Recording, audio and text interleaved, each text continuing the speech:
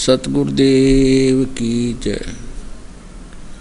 सर्वसंग से प्रार्थना है, सत्संग प्रारंभ हो रहा है। कृपया सत्संग स्थल पर शांतिपूर्वक विराजमान होकर के श्रद्धा से सत्संग सुने।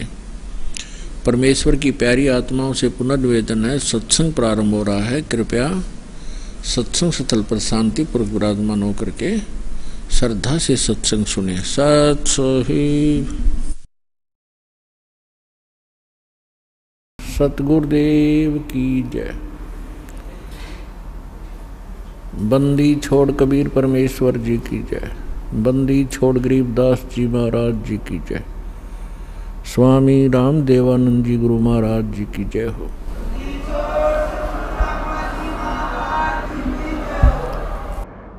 गरीब नमो नमो सतपुरुष को नमस्कार गुरु के नहीं। सुर नर मुनिजन साधुआ संतों सर्वस्ती नहीं। सतगुरु साहिब संत सब दंडोतम प्रणाम। आगे पीछे मध हुए तिनको जा कुर्बान। नराकार निर्विषम काल जाल वै वंदनम निर्लेपम निज निर्गुणम अकल अनुवेशंदनम। सोहम सुरति समाप्तम सकल समाना निर्तल। उज्ज्वल हिरंबर हरदमम बेपरवा अथाह वार पर निमज्जतम। गरीब जो सुमरे सिद्ध होई गणनायक गलता ना करो अनुग्रह सोई पारस पद परवाना। आदि गणेश मनाऊं गणनायक देवन देवा। चरण कमल लाऊं आदंत करूं सेवा। परम शक्ति संगीतम रिद्धि सिद्धि दाता सोई। अवगत गुण अतीतम सत्य पुरुष निर्मोही। जगदम्बा जगदीशम मंगल रूप मुरारी। तन मन अर्पों शीशम भक्ति मुक्ति भंडारी। सुर नर मुनि जन ध्यावे ब्रह्मा विष्णु महेशा। शेष शेष मुख गावे पूज्य आदि गणेशा। इंद्र कुबेर सरीखा वरुण धर्म राय ध्यावे। समर्थ जीवन जी का मन इच्छा फल पावे। 33 कोटि आधारा ध्यावे शेष 88। उतरे बहुजल पारा कट है यम की फांसी। 33 कोटि आधारा ध्यावे शेष 88।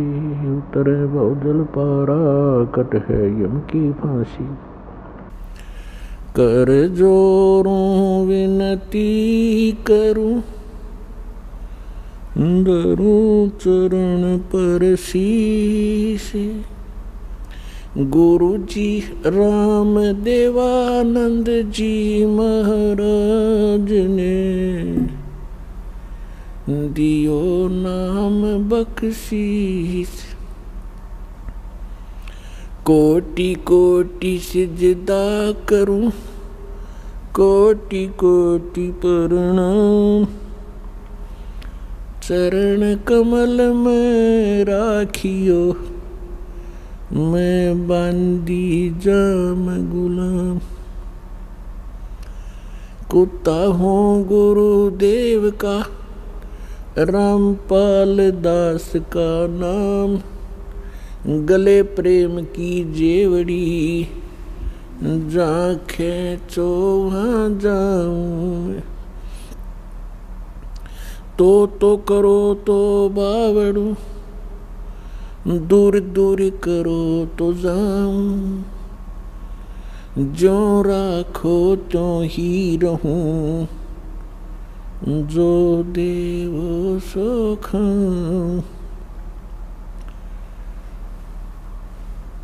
जय इब के सतगुरु मिले सब दुख आँखों रोए। चरणों ऊपर शीश धरूं कहूँ जो कहनी हो। कबीर साईं मिलेंगे पूछेंगे कुशलात। आदि अंत की सब कहूँ अपने दिल की बात गुरु जी तुम ना भूलियो। चाहे लाख लोग मिल जाएं, हमसे तुमको बहुत हैं, तुमसे हमको नहीं। तुम्हारे विसारे क्या बने, मैं किसकी शरण में जाऊं। शिव बिरंच मुनि नारदा, तिनके हृदय न समाऊं। अवगुण किए तो बहुत किए,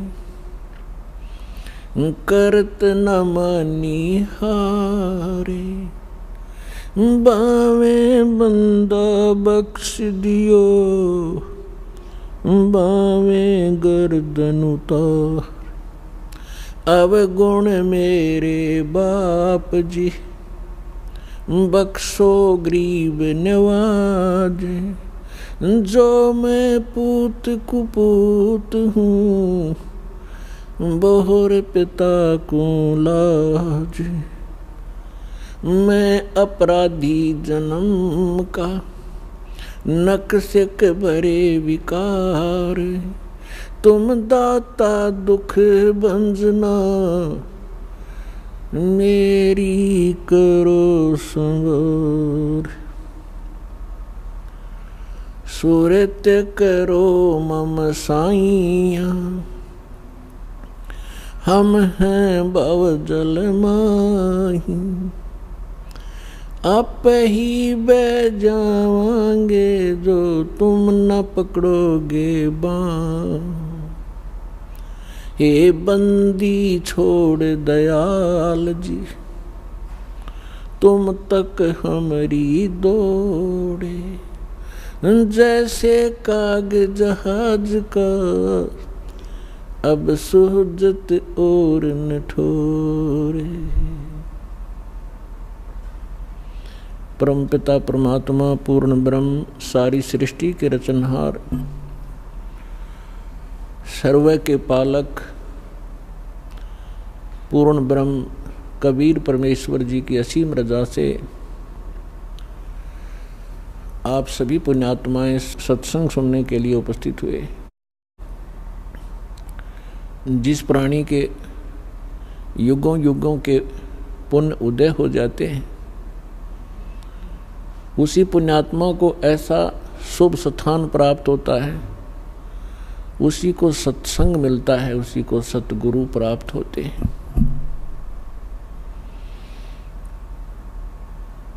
जैसा कि श्रीमद् भगवत गीता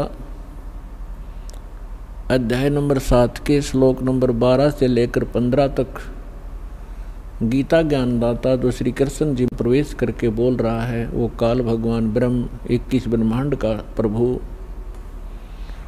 जिसको सरपुरुष भी कहते हैं, वो कह रहा कि अर्जुन, जो इन तीनों गुणों की रजगुण ब्रह्मा, सतगुण विष्णु, तमगुण शिव जी तक की साधनाएं करते हैं, ये अपना जीवन नाश कर रहे हैं। और इनके विषय में फिर आगे कहा है कि जिनकी बुद्धि इस त्रिगुणमयी माया अर्थात इन्हीं भगवानों से मिलने वाले क्षणिक लाभ पर आश्रित हो गए हैं, टिक गए हैं, दृढ़ हो गए हैं, वो अपना जीवन नाश कर जाते हैं, क्योंकि उनके अंदर ये 4 गुण उपस्थित हो जाते हैं। राक्षस स्वभाव को धारण किए हुए, मनुष्यों में नीच, दूषित कर्म करने वाले मूर्ख, यानी इन भगवानों की तीनों गुणों युक्त रजगुण ब्रह्मा जी, सतगुण विष्णु, तमगुण शिव जी की साधना करने वालों को गीता जी के अंदर श्री गीता ज्ञानदाता ने कहा है कि ये राक्षस स्वभाव को धारण किए हुए मनुष्यों में नीच दूषित कर्म करने वाले ये मूर्ख मेरी साधना भी नहीं करते, यानी ब्रह्म तक भी नहीं इनकी बुद्धि पहुंची। फिर अपनी साधना करने वालों के विषय में बताया है कि जो मेरी भक्ति करते हैं वो 4 प्रकार के हैं, अर्थार्थी, आर्त, जिज्ञासु और ज्ञानी। अर्थार्थी तो वो होते हैं जो केवल धन लाभ के लिए अनुष्ठान किया करते हैं, घर में घना धन हो जाए, लाभ हो बिजनेस में, इस आधार से जो केवल वेदों के आधार से, वेद मंत्रों के आधार से जो साधना करते हैं, अनुष्ठान करते हैं धन प्राप्ति के लिए, धनी होने के लिए, वो भी मेरे ही उपासक हैं, क्योंकि वो आन उपासना नहीं करते, अन्य देवी देवता की पूजा वो नहीं करते, लेकिन वो भी अपना उद्देश्य भूल चुके हैं।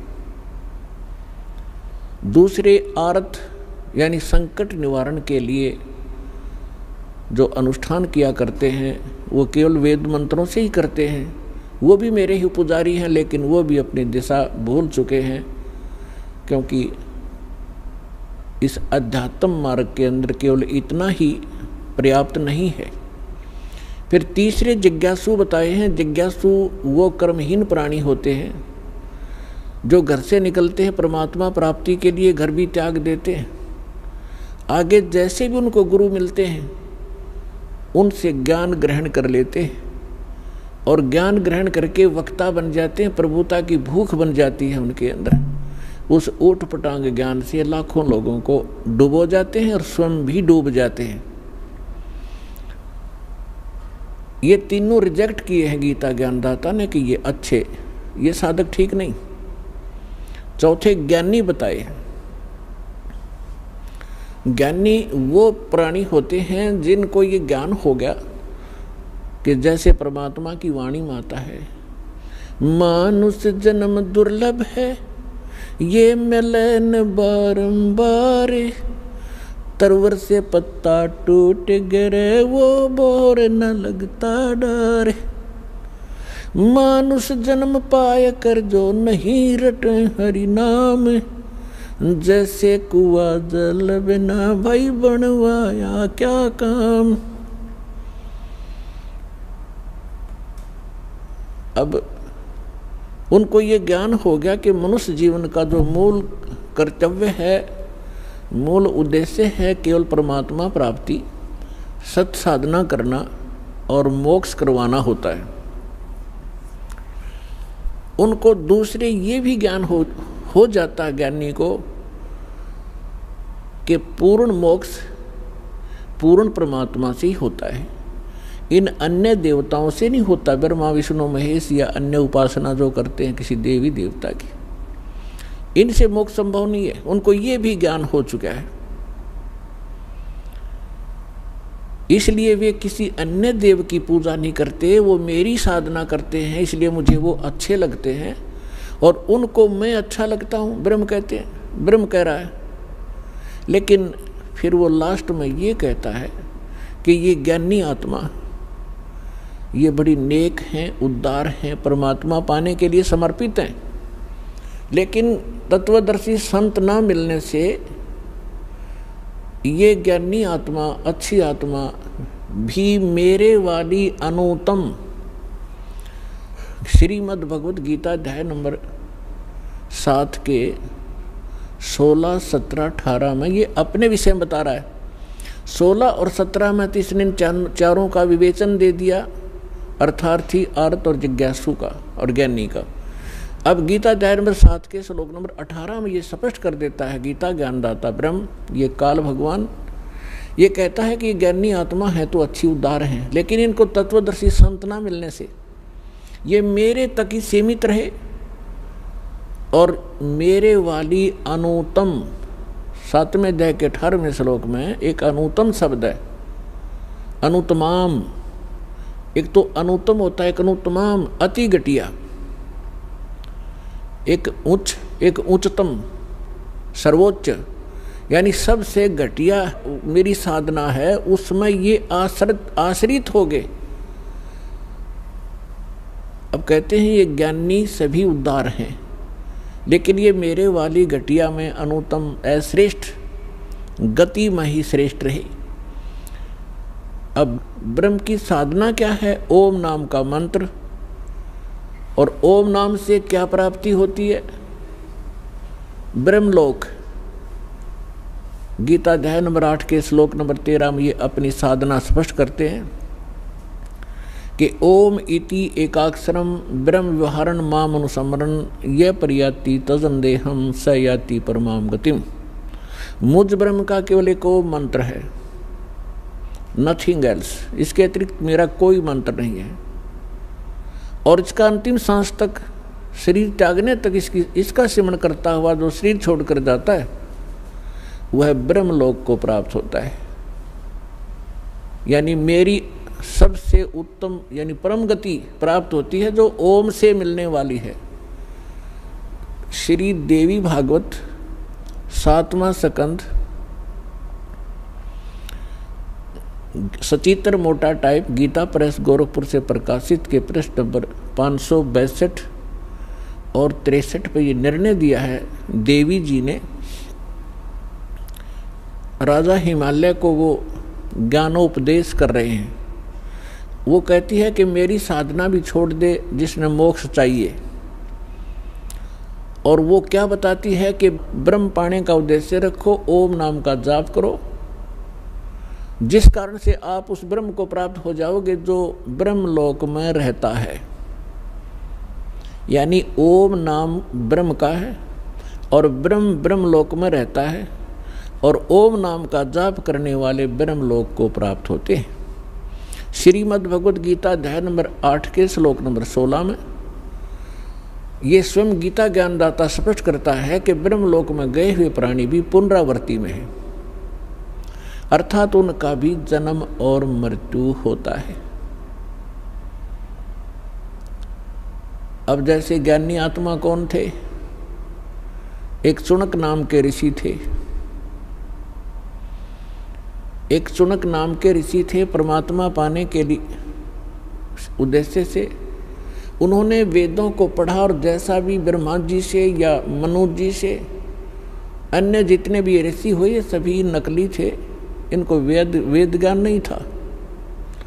पुण्यात्माओं, आज बुद्धिमान समाज हो गया, इसलिए दास ये शब्द कहने में सफल हो रहा है क्योंकि हमारे सदग्रंथ गवाह हैं। और ऐसे इंस्ट्रूमेंट परमेश्वर ने उपलब्ध करा दिए आपके लिए कि इन दुष्ट लोगों का अब दाव लग नहीं रहा। ये सिर पटक रहे हैं पागल कुत्ते की तरह। अब भी चाह रहे हैं कि जनता को बरगला दें, हमारे धंधे चलते रहें। लेकिन परमात्मा ने सबसे पहले उपकार ये किया आपके ऊपर कि आपको शिक्षित किया और फिर ऐसे उपकरण बनवाए। न ये मनुष्य मेड नहीं है, ये मनुष्य की बुद्धि के सत्र का काम नहीं है। इंटरनेट लगाना, टीवी चैनल बनाना, ये अभी 10 वर्ष से क्यों हुए, 15 वर्ष से पहले ना थी ये कभी। केवल आपके ऊपर रहम किया दाता ने, वो समर्थ शक्ति है, उन्होंने इस समय ये काम करना ही करना था। तो दास ने ये कहा कि आज तक जितने भी ऋषि महर्षि हुए हैं ये सभी अज्ञानी थे, इनको कख भी पता नहीं था वेदों और गीता और हमारे सदग्रंथों का।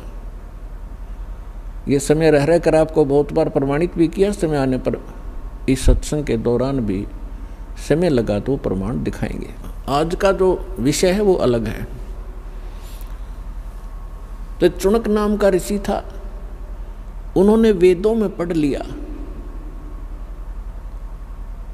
यजुर्वेद अध्याय नंबर 40 के मंत्र नंबर 15 में लिखा है कि वायु अनिलम अथिदम भस्मांतम शरीरम ओम करतो सुमर किलबे सुमर और करतुम सुमर। ओम नाम का जाप काम करते करते सिमरण करो, विशेष कसक के साथ सिमरण करो, यानी श्रद्धा के साथ। और मनुष्य जीवन का प्रथम कर्तव्य जानकर ओम नाम का जाप करो। अब यहाँ इन ऋषियों ने इससे निष्कर्ष निकाल दिया कि उस पूर्ण परमात्मा का ओम मंत्र है, क्योंकि वेदों में और अन्य कोई मंत्र का निर्देश संकेत नहीं है, स्पष्ट नहीं है। इसलिए इन्होंने यजुर्वेद अध्याय नंबर 40 के मंत्र नंबर 15 से ओम नाम ले लिया और ये पूर्ण ब्रह्म का मान लिया। अब ये इनकी सबसे बड़ी अज्ञानता रही है ऋषियों की। इन्होंने यजुर्वेद अध्याय नंबर 40 के श्लोक नंबर 17 को भी पढ़ा होगा पर वो समझ नहीं सके। उसमें वेद ज्ञानदाता कहता है कि वो पूर्ण परमात्मा, पूर्ण ब्रह्म, पूर्ण पुरुष, वो तो गुप्त है, परोक्ष है, और मैं ब्रह्म हूँ, मेरा ओम नाम है, और मैं ब्रह्मलोक में रूपी दिव्य आकाश में रहता हूँ।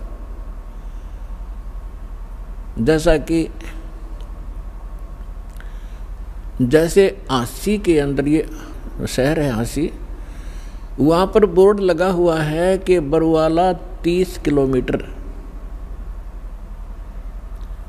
अब कोई अनजान व्यक्ति ये समझ बैठे कि इस बोर्ड पे लिखा बरवाला, और वहीं बैठ जा थैला धर के कि आ गया बरवाला। उस पे लिखा है वो बरवाला तो आगे 30 किलोमीटर है।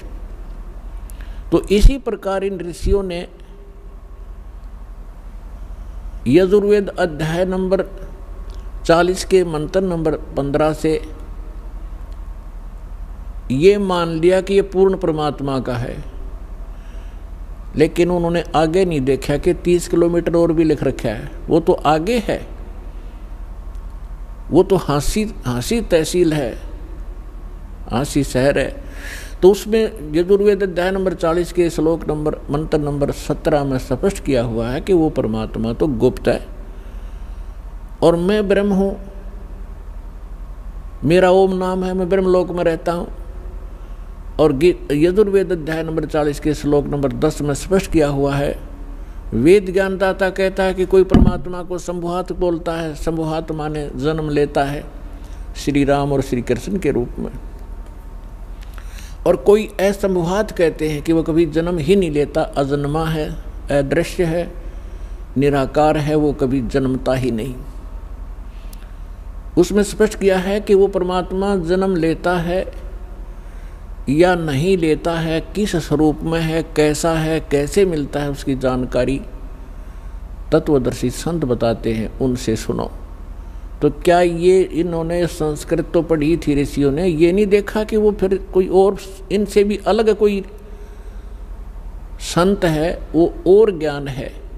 श्रीमद् भगवद गीता अध्याय नंबर 4 के श्लोक नंबर 32 में स्पष्ट किया हुआ है कि अर्जुन, जो मैंने अभी अध्याय नंबर 4 के श्लोक 25 से लेकर 31 तक जो भी साधनाएं, जैसा भी कोई कर रहा है, कोई योग साधना करता है, कोई देवताओं की पूजा करता है,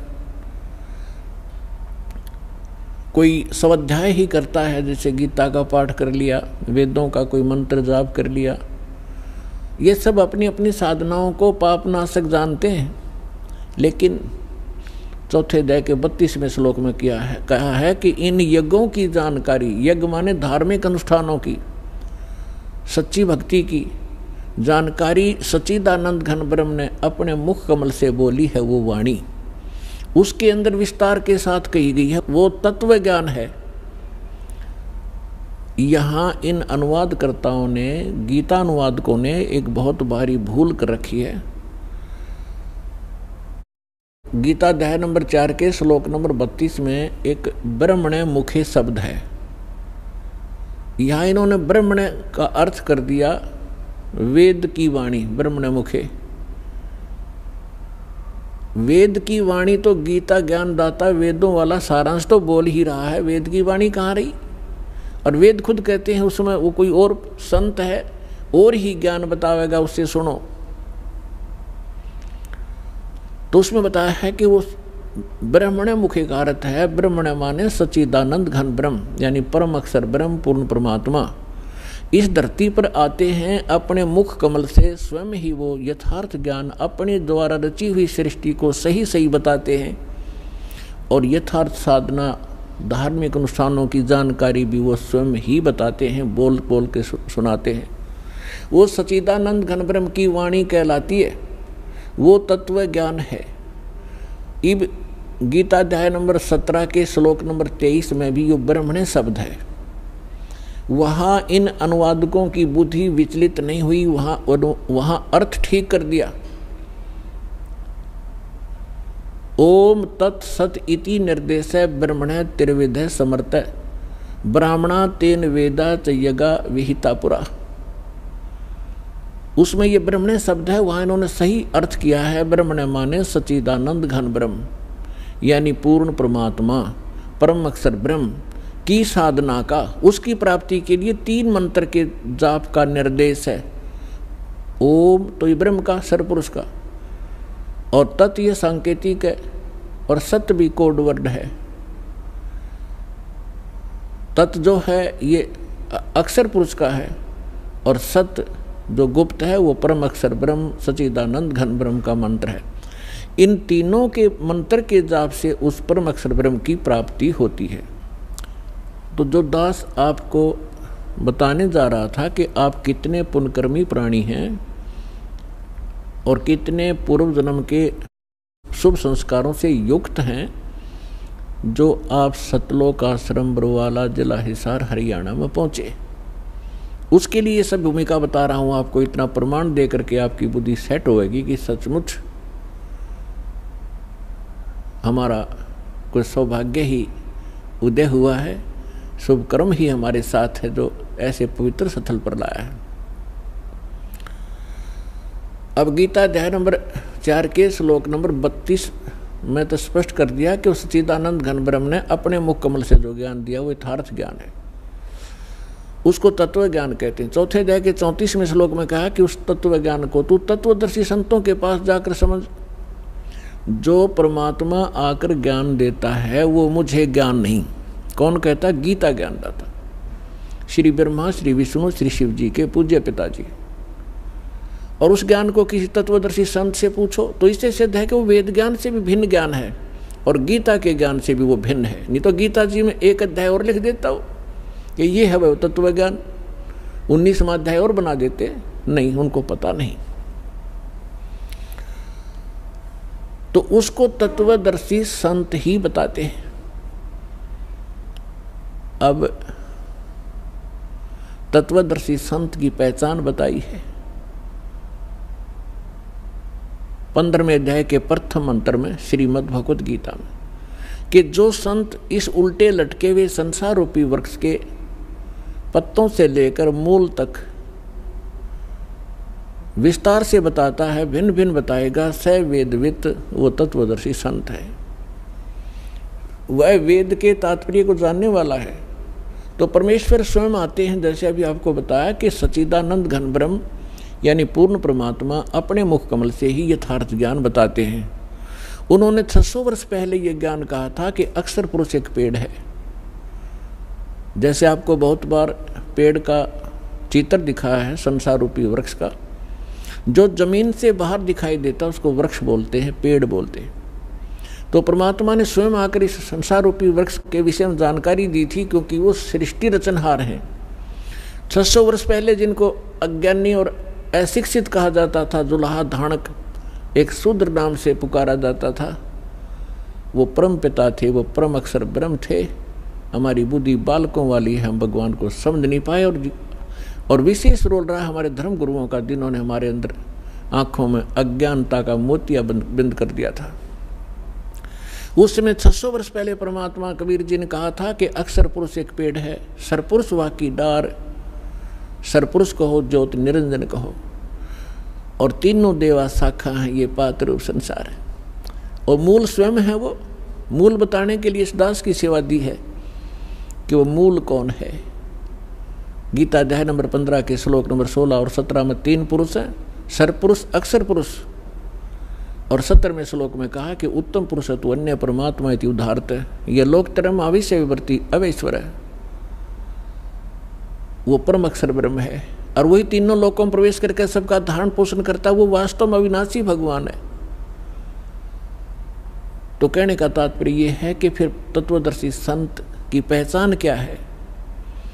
प्रथम पहचान तो ये है कि सतगुरु के लक्षण कहो मधुरे बैन विनोद, 4 वेद 6 शास्त्र वो कहे 18 बोध।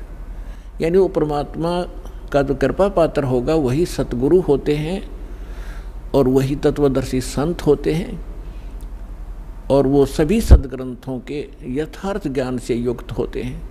तो परमात्मा तो सारे सब कुछ जानकार हैं, सर्वज्ञ हैं, और फिर इस दास को वो ज्ञान युक्त बनाकर आप पुण्यात्माओं पर मेहर की परमेश्वर ने। अब जो प्रसंग चल रहा है, तो इन ऋषि महर्षियों ने वो तत्वदर्शी संत सतगुरु नहीं मिले और इन्होंने स्वयं निष्कर्ष निकाल लिया कि ओम नाम का जाप सबसे उत्तम है और यही परम मंत्र है। इन्होंने आसी को बरवाला मान लिया और बोर्ड के पास बैठ गए। आगे नहीं पड़ा कि 30 किलोमीटर और है आगे, वो है वस्तु जहाँ सत्संग होता है। अब दया करी है दाता ने इस दास के ऊपर कि 30 किलोमीटर आगे ये रास्ता है और वहाँ ऐसी सुविधाएं प्राप्त हैं, ऐसा ज्ञान प्राप्त है। तो क्या है वो, तो इन ऋषियों को ज्ञान हुआ नहीं। चुनक जैसे ऋषि, वो महापुरुष परमात्मा पाने के लिए तड़प उठे। उनको ये ज्ञान हो गया कि इन देवी देवताओं की पूजा से कोई बनने वाला नहीं है और उनको ये ज्ञान हो गया कि पूर्ण परमात्मा से ही पूर्ण मोक्ष होगा। उनका दुर्भाग्य था कि उनको तत्वदर्शी संत ना मिलने से उन्होंने ब्रह्म को और उसके ओम नाम को सुप्रीम गॉड मान लिया और श्रेष्ठ परम मंत्र मान लिया। ओम नाम का जाप, वेदों के अंदर ओम नाम के अतिरिक्त कोई मंत्र नहीं है। श्रीमद् भगवत गीता में भी ओम के अतिरिक्त कोई मंत्र नहीं है। जितने भी ये पुराण हैं ये गॉड गिवन नहीं है, ये ऋषि महर्षियों के अपने अनुभव हैं। जैसा उन्होंने परमात्मा को जाना, जैसे उन्होंने डले डोए, वो अनुभव उसमें लिख रखा है। लेकिन जो वेद से नहीं मेल खाता वो व्यर्थ है।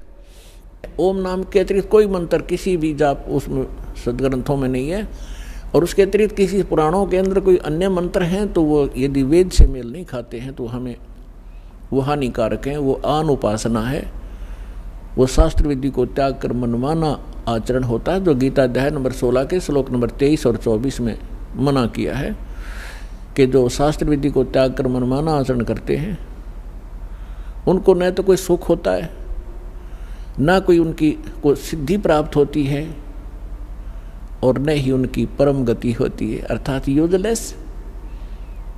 इससे तेरे लिए अर्जुन कर्तव्य और अकर्तव्य की व्यवस्था में 24वें श्लोक में कहा, 16वें अध्याय के कर्तव्य और अकर्तव्य की व्यवस्था में अर्जुन शास्त्र ही प्रमाण है, किसी व्यक्ति विशेष के कहने से भ्रमित ना होना।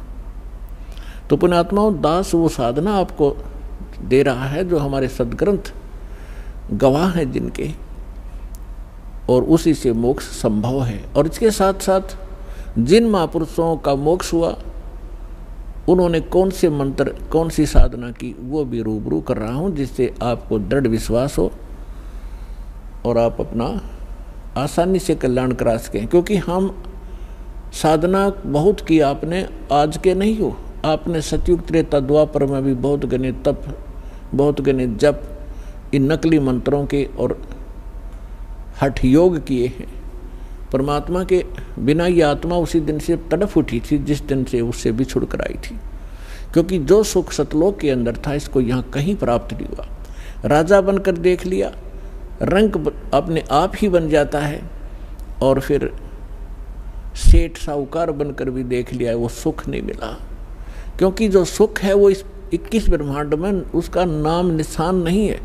जिस सुख की हम खोज कर रहे हैं वो सुख वहाँ मिलेगा जहाँ वो सुख है, सतलोक के अंदर। अब कोई खल की बोरी में और खांड का टेस्ट ढूंढ रहा है तो चेक आखिरी तक खोज लिया, उसकी तली तक भी खड़ ही मिलेगी। इसी प्रकार बोरी, जो खांड की बोरी, बूरा की बोरी के अंदर आप पहुँचोगे तो कहीं से भी निकाल लेना, मीठी ही मीठी होगी। इसी प्रकार सतलोक एक सुख सागर है, जहाँ आप पहले रहा करते थे। वहाँ मृत्यु नहीं, वहाँ वृद्ध अवस्था नहीं, वो जंत्र, ये नाड़ी तंत्र से बना हुआ वहाँ का शरीर नहीं, बहुत सुंदर एक तत्व से बना हुआ नूरी शरीर आपका होगा। सदा युवा रहोगे, मृत्यु नहीं होती, परिवार ज्यों का त्यों होगा, उसकी डुप्लीकेट ज्यों की तो नकल है ये सृष्टि यहाँ की। लेकिन ये मिट्टी से बने हुए खिलौने हैं, वो अजर व अमर शरीर प्राप्त होंगे आपको। और आप ऐसे ही प्राप्त थे पहले, अपनी गलती से हम यहाँ फंस गए। अब आपको पता चलेगा कि हम कैसे फंसे। जैसे सृष्टि रचना में दास आपको सुनाता है जो परमेश्वर ने स्वयं आकर हमें यहाँ सुनाई और बताई है। अब जो प्रसंग चल रहा है कि इन ऋषियों ने जो डले ढोए, इनको सतगुरु नहीं मिले। इन ऋषियों ने जो साधनाएं की, एक तो वेदों को आधार माना और वेदों को समझ नहीं सके, क्योंकि परमेश्वर ने आकर स्वयं बताया है कि गुरु बिन काहू न पाया ज्ञान, जो थोथा बुस छेड़े मूढ़ किसाना। गुरु बिन वेद पढ़े जो प्राणी, समझन सार रहे अज्ञानी। ये जितने भी ऋषि थे, इनको सतगुरु मिले नहीं। इन्होंने वेदों को सब पढ़ा, लेकिन ये सार नहीं समझ सके इस वेदों का, इसलिए आज तक ये अज्ञानी स्वयं रहे और अपने फॉलोअर को भी उसी अज्ञान से परिपूर्ण कर दिया, और जिसका खामियाना आज तक ये मानव समाज भोग रहा है, भर रहा है।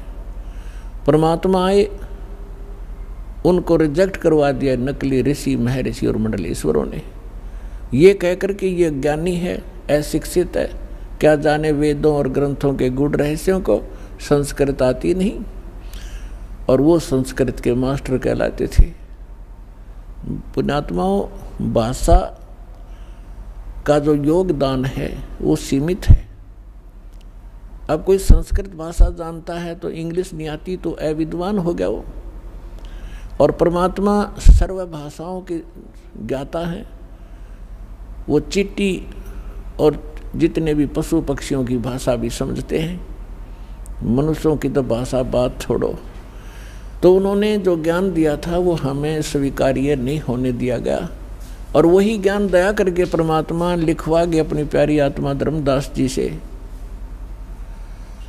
और वो आज हमारे लिए प्रमाण है, उनके अंदर लिखा हुआ वही ज्ञान आज हमारे उन आदरणीय सदग्रंथों में विद्यमान है, जिनको हम सत्य माना करते थे, श्रोधार्य मानते थे, वेद गीता पुराणों के अंदर। तो वो भगवान थे अशिक्षित होते हुए, और इन सब ग्रंथों का के अंदर का ज्ञान वो हमें बताकर चले गए सिंपल लैंग्वेज में। तो वो भी भाषा है, एक संस्कृत भी भाषा है। भाषा का काम अपने विचारों को दूसरे तक पहुंचाना मात्र होता है। अब जैसे संस्कृत भाषा में सभी जो हमारे पूर्व के धर्मगुरु थे, हिंदू धर्म के धर्मगुरु, वो केवल संस्कृत भाषा ही बोला करते थे। सदग्रंथों को उन्होंने रट रखा था, चारों वेदों को भी घोट लिया था, चतुर्वेदी कहलाते थे। 3 वेदों को भी कंठस्थ याद कर लिया था, त्रिवेदी कहलाते थे। लेकिन कख भी पता नहीं था, वो तो गधे की तरह लद्दे अंडे थे। जैसे परमात्मा कहते हैं, पीठ मनुखा दाखल दिए कर्रा खात बबूल। जैसे ऊंट के ऊपर मनुखा दाख लाद रखी थी, और वो स्वयं झाड़ों में मुंह फुड़वा रहा है, और उसके पीठ के ऊपर कितनी अनमोल वस्तु रखी है, कितनी मीठी वस्तु रखी है, उसका उसे ज्ञान नहीं। इसी प्रकार हमारे जितने धर्मगुरु थे, इन सदग्रंथों को ये कंठस्थ याद कर लिया करते थे, लेकिन खाते थे झाड़ बोझड़े, यानी आन उपासना ही किया करते थे। अब जैसे ये हठ योग जो तप किया इन ऋषियों ने, ये कहाँ से बकवाद भाई इनको। इस काल भगवान ने एक चिंता बनी रहती है, काल भगवान को, ब्रह्म को, जिसके 21 ब्रह्मांड में हैं और उसमें से एक ब्रह्मांड में हम रह रहे हैं। उसको ये चिंता बनी रहती है कि यदि इन प्राणियों को यथार्थ ज्ञान हो गया उस परम पिता का, ये सभी भाग जाएंगे, तेरा लोक उजड़ जाएगा। इसलिए इसका भरसक प्रयत्न रहता है कि इनको मिसगाइड रखूं और कोरी बकवाद भरवा दूं। साधना करने की इच्छा हो तो गलत करें, शास्त्र विरुद्ध करें, और नहीं फिर जैसे ऋषि महर्षि घर से निकले साधक निकलते हैं, जो साधना वो कर रहे होते हैं, उनसे कुछ होना जाना तो उनसे होता नहीं। 1-2 वर्ष के बाद फिर उनमें कोई ऐब जरूर होता है, कोई सुल्फा पीने लग जाता है, कोई भांग पी कर टाइम पास करता है, तो कुब्द में लग जाते हैं, कोई सिद्धियां प्राप्त कर लेते हैं, फिर एक दूसरे पर प्रभुता फैलाकर जनता में वो प्रशंसा के पात्र बनकर अपना जीवन नाश कर जाते हैं। तो पुण्यात्माओं, इस तत्व ज्ञान से पता चलेगा कौन कितने पानी में और कौन सी साधना सही कौन सी गलत है। जैसे जब ब्रह्मा जी कमल के फूल पर विराजमान थे और उस समय वो कहते हैं कि मुझे नहीं मालूम मैं कहाँ से उत्पन्न हो गया, इस कमल के फूल पर मैं कहाँ से आ गया और कौन मेरा जनक है। तो फिर वो ऐसा विचार कर रहा था, उसी समय इस काल भगवान ने, इनके पिता ने आकाशवाणी कर दी कि तप करो तप करो। ब्रह्मा जी कहते हैं मुझे आकाशवाणी सुनाई दी कि तप करो, मैंने 1000 वर्ष तक तप किया। ये तप करवा कर सिद्धियां प्राप्त करवा लेता है, और जैसे बैटरी चार्ज कर ली तप करके, और फिर आगे फिर दूसरी बार फिर 1000 वर्ष जब तप कर लिया ब्रह्मा जी ने, फिर दूसरी आकाशवाणी कर दी कि सृष्टि करो। सूक्ष्म वेद में कहा है कि तपो तपो कर वाक्य सुनाया, लोक रचो बल मेरी माया। पहले तो कहा तप करो तप करो, जब तप कर लिया, जब कहा कि सृष्टि रचो, तो ब्रह्मा जी ने उस आकाशवाणी जो काल ब्रह्म की थी उसको पूर्ण परमात्मा की मान ली, क्योंकि इनको पता था नहीं कख भी कौन भगवान है कैसा है, आज तक इनको परमात्मा का कोई साक्षात्कार नहीं हो लिया है। वेदों से तो ओम नाम ले लिया इन्होंने, और ब्रह्मा जी ही इस सृष्टि के अंदर काल सृष्टि में सबसे बड़े विद्वान माने जाते हैं, और उन्हीं को वेदों का ज्ञाता माना जाता है। अब अन्य जिस भी ऋषि को, मनु को या वासिष्ठ को, जिसको भी उस ब्रह्मा जी ने जैसा ज्ञान दिया, तो उसमें से एक तप भी साथ जोड़ दिया सभी ने कि ब्रह्मा जी को आकाशवाणी हुई थी कि तप करो। ये तप ले लिया चुनक ऋषि ने ब्रह्मा जी का मौखिक, तब तक तो वेद प्राप्त भी नहीं हुए थे। उसके बाद फिर सागर मंथन हुआ था जब चारों वेद प्राप्त हुए थे। वैसे कंप्लीट जो वेद थे ये 5 थे। इस काल भगवान को 5 परमात्मा ने वहाँ से फैक्स कर दिए थे इसकी अंतःकरण में, फिर इसके श्वासों के द्वारा ये बाहर निकले थे सागर के ऊपर, और सुसज्जित बहुत सुंदर थालियों के अंदर आए थे। तो इस ज्योत निरंजन ने वो चारों पढ़े, 5 पढ़े इसने, तो 5वें जो वेद था उसके अंदर उस परमात्मा का विशेष ज्ञान था। तो इसको चिंता बन गई कि उस परमात्मा की इस प्रकार जानकारी प्राणियों को होगी, ये सब भाग जाएंगे। उसने 5वां वेद छुपा दिया और 4 वेद अपने पुत्र ब्रह्मा को दे दिए, सागर मंथन के समय अपनी श्वासों से छोड़ दिए, और 5वां गुप्त कर लिया। उसकी अक्षति पूर्ति करने के लिए स्वयं परमेश्वर को आना पड़ता है, उस 5वें वेद को, तत्व ज्ञान को बताने के लिए। तो जो दास आज कंसेप्ट क्लियर करने जा रहा है कि आपको वो स्थान मिला, आपको तत्व ज्ञान मिला, तो आप कितने शुभ संस्कारी प्राणी हो। सभी बहन भाई बुजुर्ग बेटी माई बाई सभी जो यहाँ पहुँचे, चाहे कोई दुख में आ रहा है, चाहे कोई ज्ञान समझ के आया है, या किसी भाई बहन के कहने से इस पवित्र स्थल पर पहुँचा है, तो यहाँ आने के बाद अपने आप इस रंग में रंग ही जाता है 1-2 बार सत्संग सुनने के बाद। आज सब बुद्धिमान समाज है, तो जो प्रसंग चल रहा है हम उसी पर आते हैं। तो इन्होंने ब्रह्मा जी से प्राप्त उस ज्ञान के आधार से चुनक ऋषि ने तप सेलेक्ट कर लिया, और वेदों से ओम मंत्र, तो गीता अध्याय नंबर 7 के श्लोक नंबर 18 में कहा है कि ये ज्ञानी आत्मा हैं तो उदार, उदार मीन समर्पित हैं परमात्मा के लिए, हजारों वर्षों तक तप किए, साधनाएं की, सूख कर काटा हो गए, प्रवाह नहीं की, चाहे जान भी जाओ परंतु परमात्मा मिले मोक्ष हो। लेकिन किक्कर बबूल का बीज बो के और आम की आस करना महामूर्खता होती है। इसी प्रकार इन ऋषि महर्षियों ने ओम नाम का जाप ये बबूल का बीज बोया, हठ योग करना भी ये बबूल का बीज है। इसकी साधना करके ये पूर्ण मोक्ष की आशा में बैठे। हजारों वर्षों तक चुनक ऋषि साधना करते रहे। गीता अध्याय नंबर 11 के श्लोक नंबर 32 में गीता ज्ञानदाता कहता है कि अर्जुन मैं काल हूँ और सब लोगों को अक्षय करने के लिए, इनका नाश करने के लिए अब मैं परिवर्त हुआ हूँ। तो श्री कृष्ण जी तो पहले ही विद्वान थे श्री अर्जुन के साथ, क्योंकि उसके रिलेटिव थे, अर्जुन के साले थे श्री कृष्ण भगवान। और वो श्री कृष्ण नहीं, उसमें वो काल बोल रहा था, जब कहता ये देख मेरा ये वास्तविक स्वरूप है और मैं काल हूँ, 1000 भुजा है उसके। और गीता अध्याय नंबर 11 के श्लोक नंबर 21 में अर्जुन कह रहा है कि भगवान आप तो इन सभी ऋषियों को खा रहे हो, सभी देवताओं को भी खा रहे हो, सिद्धों के समुदाय आपके सामने हाथ जोड़कर खड़े हैं और वेदों के सूक्तों से आपकी ही स्तुति कर रहे हैं और आप उनको भी खा रहे हैं। तो गीता अध्याय नंबर 11 के श्लोक नंबर 32 में गीता ज्ञानदाता कहता है कि मैं तो काल हूँ भाई, और इन सब को खाने के लिए अब प्रवृत्त हुआ हूँ। तो गीता अध्याय नंबर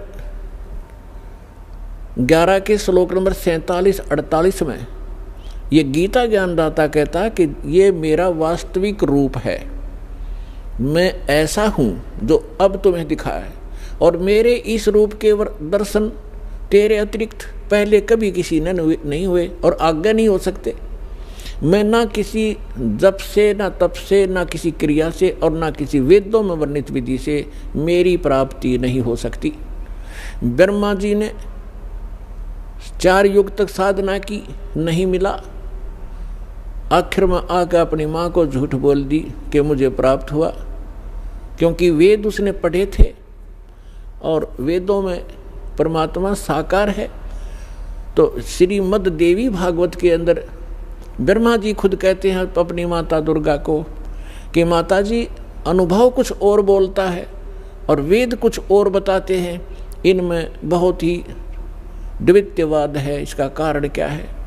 तो दुर्गा को उस काल ने धमका रखा है कि खबरदार जब मेरी किसी को भी तूने जानकारी दे दी, मैं गुप्त रहूँगा और मेरा भेद किसी को नहीं बता देगी। तो उसके डर से देवी उसको गोलमोल कर देती है कि मैं ही सब कुछ हूँ, मैं ही ब्रह्म हूँ, मैं ही सब कुछ हूँ, ऐसे गोलमोल कर देती है। फिर भी ब्रह्मा जी कहते हैं कि अनुभव कहता है, अनुभव हम करते हैं तो मिल नहीं रहा, और वेद बताते हो साकार है, एक स्थान पर बैठा है। तो ये दोगला सा ज्ञान है माता। तो कहने का भाव ये है कि गीता ज्ञानदाता कहता है कि मैं ना वेदों में वर्णित विधि से, ना किसी जप से, ना तप से, ना किसी क्रियाओं से कभी नहीं प्राप्त हो सकता। तो इसलिए गीता अध्याय नंबर 7 के श्लोक नंबर 24 और 25 में ये खुद कहता है कि मैं अव्यक्त हूँ, अपनी योग माया से छुपा रहता हूँ। ये मेरा अनुत्तम विधान है, अटल विधान है। अनुत्तम तो इसलिए जब माता पिता है और बच्चों से भी गुप्त है तो कोई न कोई दोष है उसके अंदर, वो अच्छा आदमी नहीं है। इसको श्राप लगा हुआ है, 1 लाख मानव शरीरधारी प्राणियों का आहार करता है, जिस कारण से छुपा बैठा है। कहीं पता लग गया तो एक भी नहीं तेरी पूजा करेगा, तेरे इन सब देवी देवताओं को भी भूल जाएंगे। इसलिए गुप्त रहता है, ना अपने देवी देवताओं को, इन सबको, किसी को, पुत्रों को भी इसने भेद नहीं बता रखा।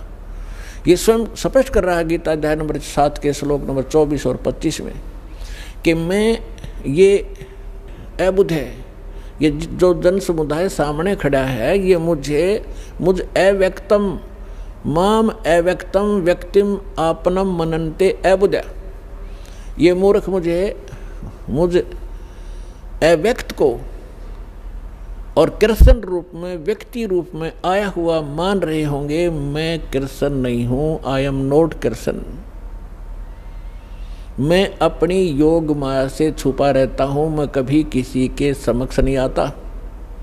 गीता अध्याय नंबर 4 के श्लोक नंबर 5 और 9 में ये स्पष्ट कहता है कि अर्जुन तेरे और मेरे बहुत जन्म हो चुके, तू नहीं जानता, मैं जानता हूँ, और मेरे जन्म और कर्म अद्वितीय हैं, अलौकिक हैं।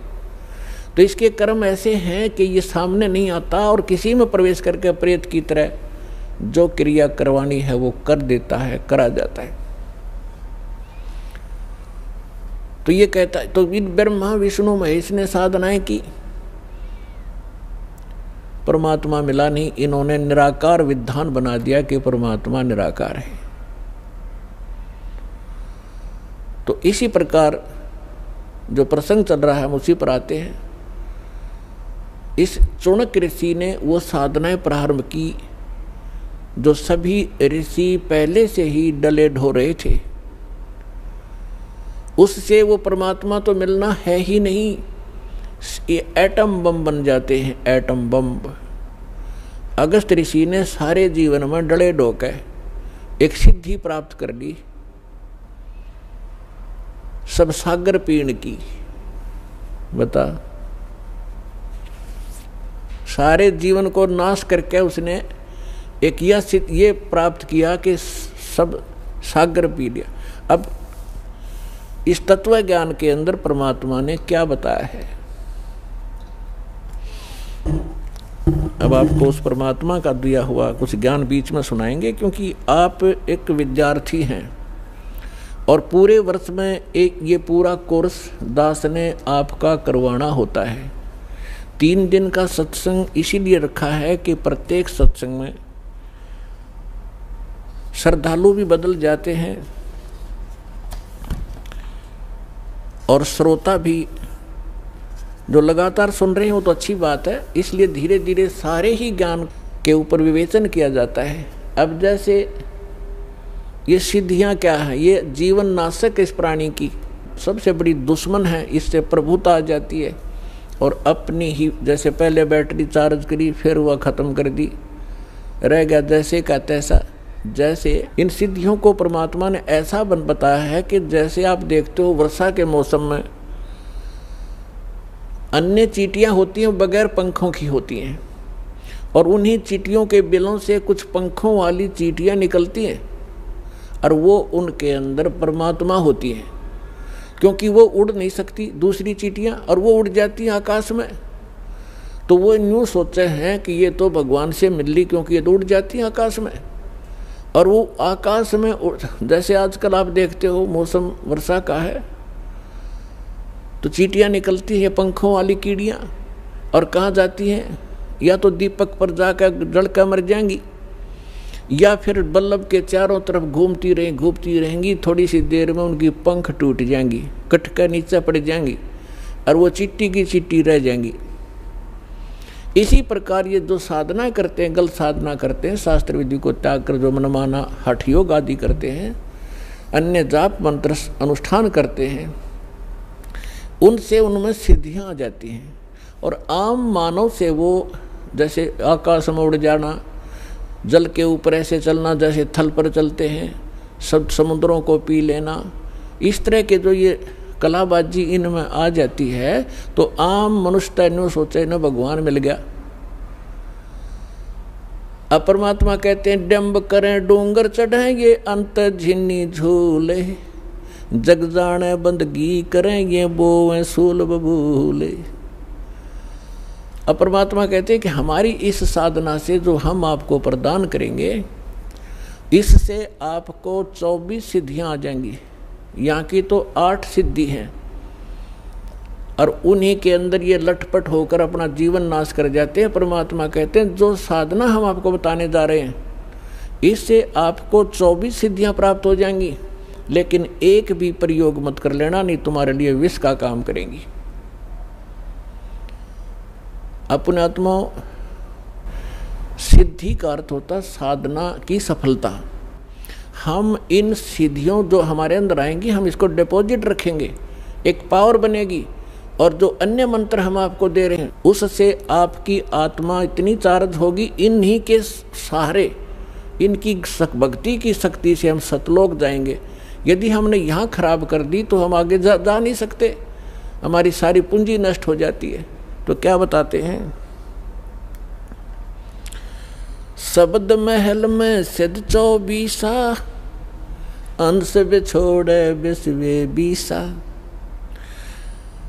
कहते हैं हमारे जो मंत्र में, शब्द में 24 सिद्धियां आ जाएंगी आप में, और यदि आपने इनका प्रयोग कर लिया, आपकी वाह वाह हो जाएगी। किसी का झाड़ा ला दोगे वो ठीक हो जाएगा, आपकी भक्ति नष्ट हो जाएगी। या आप देखते हो पुराने किसी नगर में कोई किसी चीज़ का झाड़ा लगाता है, उनका दादा लाई है कि वो दूसरा लगाना शुरू कर देता है। ये पूर्व जन्म के पुण्यकर्मी प्राणी थे और पहले भी इन्होंने ऐसे बैठा लिया, अरे दोबारा थोड़ी बहुत पूंजी बच्ची थी वो झाड़े ला कर नाश कर जाएंगे। तो इसलिए हमने चौकस होना है, थोड़ा बुद्धि से काम लेना है।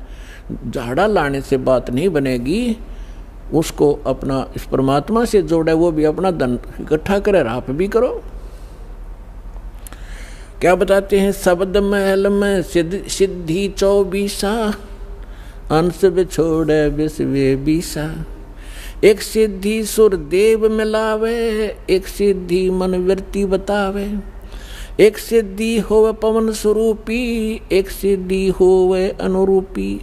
एक सिद्धि निस्वासर जागे, एक सिद्धि सेवक हो आगे। एक सिद्धि स्वर्गापुर धावे, एक सिद्धि जो सब घट छावे। एक सिद्धि सब सागर पीवे, एक सिद्धि जो बहुजुग जीवे। एक सिद्धि जो उड़े आकाशा, एक सिद्धि परलोक के वासा। एक सिद्धि कष्ट तन जारा, एक सिद्धि तन हंस निहारा।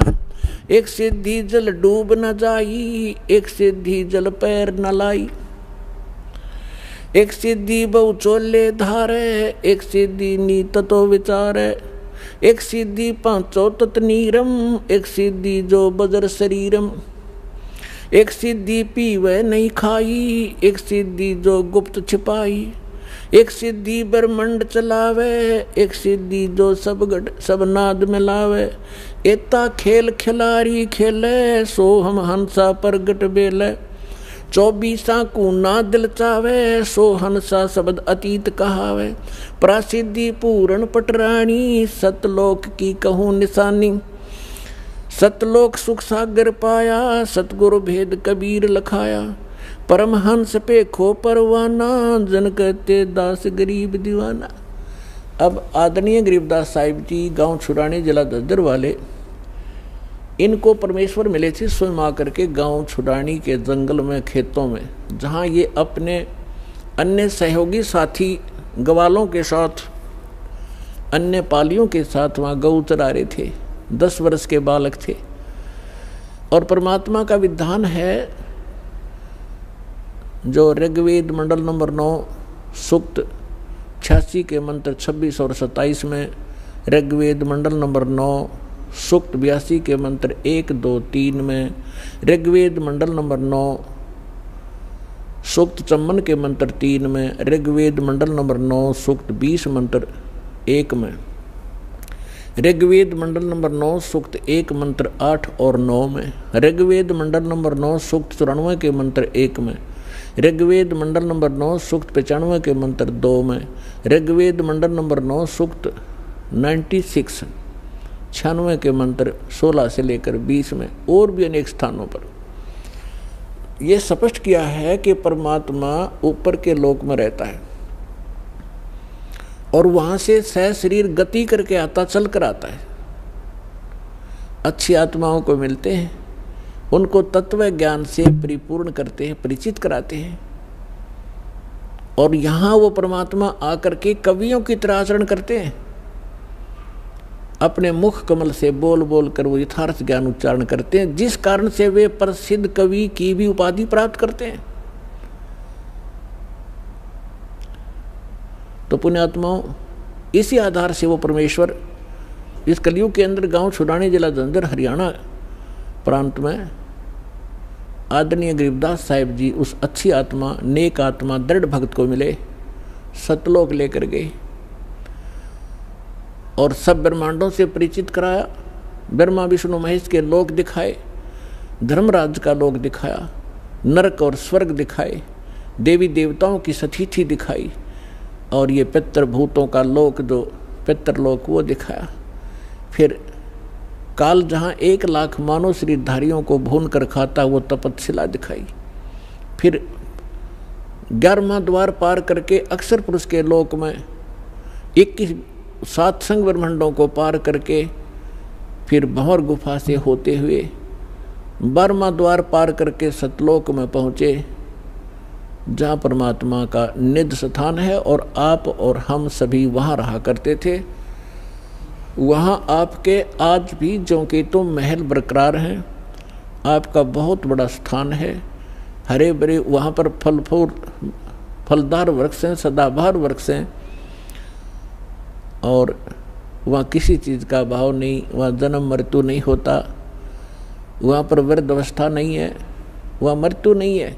आपका ज्यों का तो परिवार जुड़ेगा। जैसे अब आपके शरण में, आपके घर पर जितने भी आपके बच्चे जन्म लेंगे वो आपकी पुण्य आत्मा होंगी और आप पहले वहाँ चले जाओगे।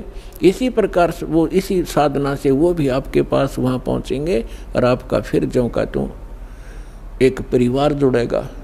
अपने आत्माओं, जिस लोक में आप रह रहे हो यो लोक रहने का है।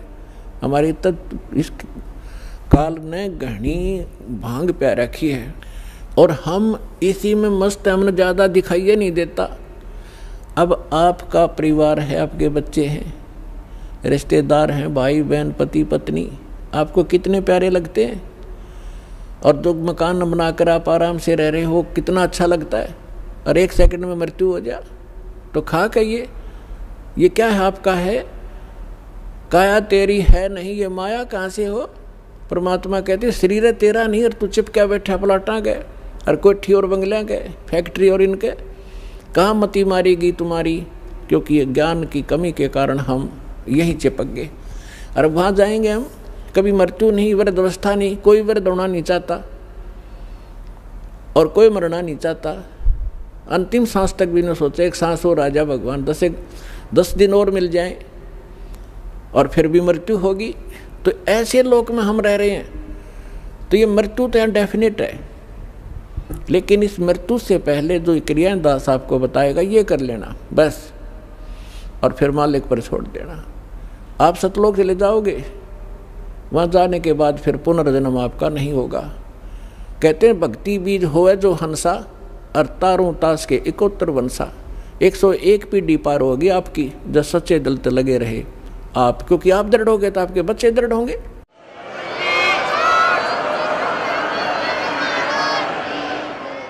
तो गरीबदास साहिब जी को परमात्मा मिले।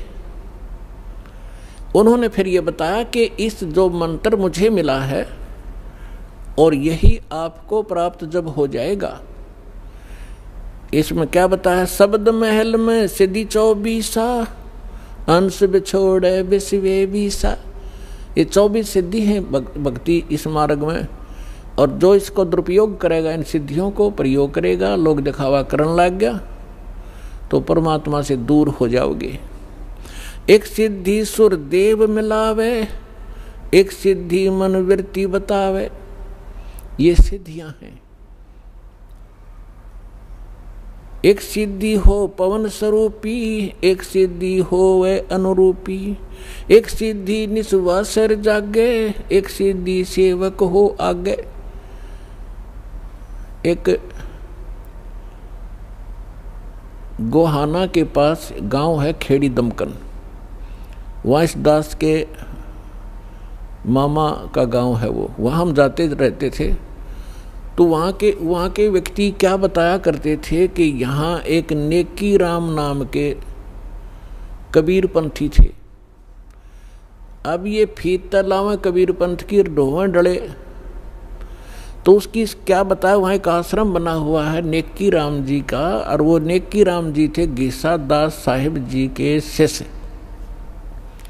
लेकिन गीसा दास साहिब जी की साधना वो थी जो परमेश्वर ने बताई थी, और नेकी राम जी पूर्व जन्म के कोई साधक तपस्वी थे, लेकिन वो पुरानी बीमारी साथ रहती है।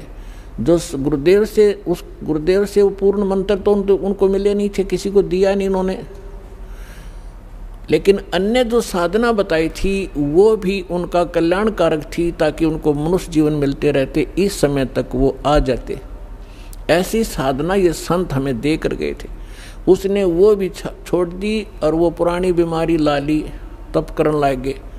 उस तप से उसमें सिद्धि आ गई। सारी रात मतलब सोता नहीं थे वह।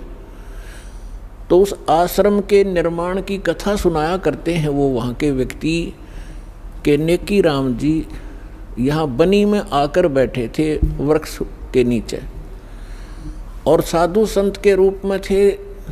गांव वालों ने देखा, एक दिन देखा, 2 दिन देखा, 10 दिन देखा कि भी महात्मा दिन रात जागता है, सोता नहीं है। एक चर्चा का विषय बन गए। लोगों ने रात को छुप कर देखा, दिन में उसके पास बैठे रहते, ड्यूटी लगा दी, वह तसल्ली करो, पूरी जांच करो। तो उन्होंने 1 महीने तक देखा, वो सोया नहीं। इसी बात से वो महात्मा पाक गया, आश्रम बना दिया और पूजा शुरू होगी। खाकता फिर वो, ये घोड़े सारे दिन रात जागेंगे, ये मोक्ष हो जाएंगे। तो ये सब बगैर ज्ञान, बिना ज्ञान के हम ऐसे डले ढोरे थे।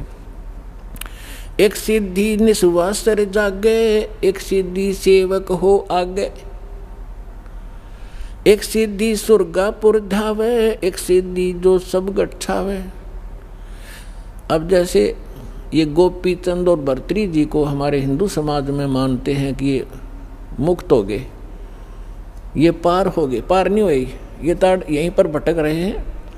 जैसे एक सिद्धि सुरगापुर धावे, अब इसी ऐसी सिद्धि हो जाती है इनकी मृत्यु के उपरांत ये स्वर्ग में भी जा सकते हैं और वहाँ से यहाँ भी आ सकते हैं और अपना जीवन नासी कर रहे हैं। फिर बताया है, एक सिद्धि सब सागर पीवे, एक सिद्धि जो बहुजुग जीवे। एक सिद्धि सब सागरों को पी लेती है। अब जैसे आपको बताया था, अगस्त ऋषि जी ने यही डले डोए थे, एक सिद्धि प्राप्त कर ली के 7 समुद्र पी लिए, फिर हो गया मुक्त। यानी मोक्ष मार्ग इससे हटकर है, जो अभी तक अपने हाथ लगा नहीं था, अब दया करी भगवान ने, वो मोक्ष मार्ग आपको प्राप्त हो रहा है। अब जैसे जो प्रसंग चला था कि आप कितने पुण्यकर्मी प्राणी हो, आपको सतगुरु मिल गए, वो संत मिल गए। जैसे गीता अध्याय नंबर 7 के श्लोक नंबर 18 के ऊपर वर्णन चल रहा है कि गीता ज्ञानदाता कहता है ये ज्ञानी आत्मा है तो उद्धार, क्योंकि इनका उद्देश्य ये था कि मनुष्य जीवन बार बार नहीं मिलता और मनुष्य जीवन प्राप्त करके परमात्मा प्राप्ति नहीं हुई तो जन्म भी व्यर्थ है। उनको ये भी ज्ञान हो गया कि अन्य उपासना, देवी देवताओं की पूजा नहीं करनी, इससे मोक्ष नहीं हो सकता। लेकिन वो मेरे वाली अनुत्तम साधना में, घटिया साधना में ही आश्रित रहे, मेरे वाली घटिया गति में आश्रित रहे। गति कौन सी? स्वर्ग ब्रह्मलोक से, ओम नाम से ब्रह्मलोक प्राप्त होगा, फिर जन्म मृत्यु ज्यों की त्यों। गीता अध्याय नंबर 7 के श्लोक नंबर 19 में स्पष्ट कर दिया गीता ज्ञानदाता ने कि बहुनाम जन्मानाम अन्ते ज्ञानवान माम प्रपद्ये वासुदेवम सर्वमिति सैमात्मा सुदुर्लभ है। क्या बताना चाहते हैं गीता ज्ञानदाता के बहुत बहुत जन्मों के अंत के जन्म में कोई ज्ञानी व्यक्ति, ज्ञानी आत्मा, बुद्धिमान व्यक्ति ब्रह्म तक की साधना करता है। नहीं तो इन नीचे की साधनाओं में ही कोई भूत प्रेतों की, पितरों की श्राद्धों में उलझ पुलझ, या श्री विष्णु, श्री शिव जी, ब्रह्मा जी, देवी देवताओं की पूजा करता है। बहुनाम जन्मानाम अन्ते ज्ञानवान माम प्रपद्यते। बहुत बहुत जन्मों के अंत के किसी जन्म में ज्ञानी आत्मा मेरी भक्ति करता है। और वासुदेव सर्वमिति सैमात्मा सुदुर्लभ है। ये बताने वाला कि वासुदेव ही सर्व सब कुछ है। सर्वम, सर्वम मीन के वही सर्व पाप नाशक है, वही सर्व सृष्टि रचनहार है, और वही सर्व कष्ट निवारक है, और वही सुखदाता है, वही पूर्ण मोक्ष दाता है। वो वासुदेव है। अब जैसे हम श्री कृष्ण जी को वासुदेव कहा करते, वासुदेव तो उसके पिता का नाम था, और वासुदेव नाम रखा था वेदों से, क्योंकि हमारे जो ब्राह्मण गुरुदेव थे, हमारे हिंदू धर्म के बच्चों का नाम वेदों से ही शुभ छांट कर रखा करते थे। तो वासुदेव उसका पिता था, श्री कृष्ण नहीं थे।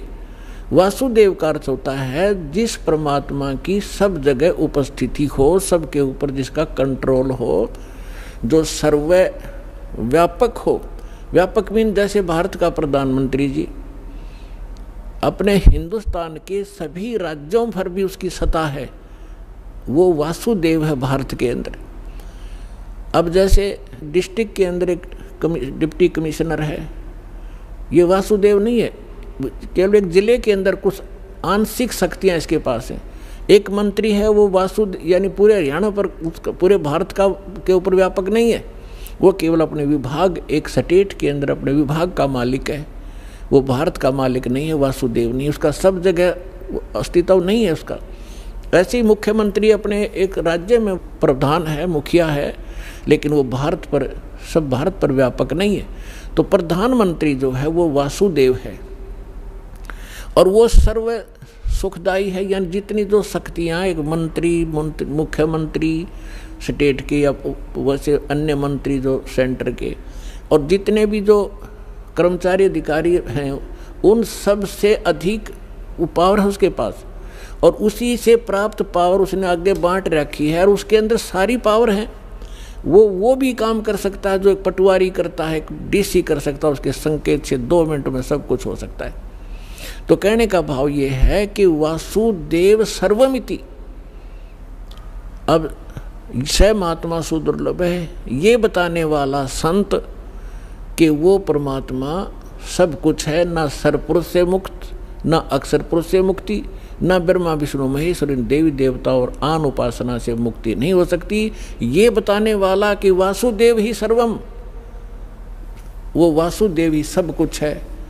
सर्वम माने पूर्ण मोक्षदायक है, सर्व कष्ट निवारक है, सबका पालक है, सबका जनक है, पूर्ण मोक्ष प्राप्त कराने वाला वही है। ये बताने वाला संत बड़ी मुश्किल तो मिलेगा, सो दुर्लभ है। अपने आत्माओं जैसे ब्रह्मा जी रजगुण, विष्णु जी सतगुण, शिव जी तमगुण है, और ये एक ब्रह्मांड में एक विभागीय मंत्री हैं और केवल 3 लोक पर आधिपत्य है इनका, एक एक विभाग का। इस पृथ्वी लोक पर, हमारे नीचे स्वर्ग लोक, पाताल लोक पर, ऊपर स्वर्ग लोक पर। उसके अतिरिक्त भी इस ब्रह्मांड में बहुत से ऐसे लोक हैं जिन पर इनकी प्रभुता नहीं है। वहाँ उस ब्रह्म की अपना यानी केंद्र शासित समझ लो, वो उस काल की अपनी अलग से प्रभुता। तो इन ब्रह्मा विष्णु महेश ये वासुदेव नहीं है। एक ब्रह्मांड में केवल 3 लोकों के ऊपर ये एक विभागीय मंत्री है, और ब्रह्म केवल ये सरपुरुष 21 ब्रह्मांड का स्वामी है, ये असंख्य ब्रह्मांड पर व्यापक नहीं है, उसका मालिक नहीं है, वासुदेव नहीं है। और अक्षर पुरुष जो गीता अध्याय नंबर 15 के श्लोक नंबर 16-17 में 3 पुरुष बताए हैं, अक्षर सरपुरुष और अक्षर पुरुष। सरपुरुष ये 21 ब्रह्मांड का स्वामी, ये काल है, ये ब्रह्म है। अक्षर पुरुष ये 7 शंख ब्रह्मांड, नील शंख, नील पद्म शंख, जिनको गणित की रीति से समझ लेना, 7 शंख ब्रह्मांड का मालिक है। लेकिन असंख्य ब्रह्मांड का ओवरऑल कंट्रोलर वासुदेव नहीं है। ओवरऑल कंट्रोलर वासुदेव है, परम अक्षर ब्रह्म, उत्तम पुरुष तु अन्य परमात्मा इति उदाहरत है। यह लोक धर्म अवश्य विवर्ती अवैश्वर है। वो उत्तम पुरुष परम अक्षर ब्रह्म।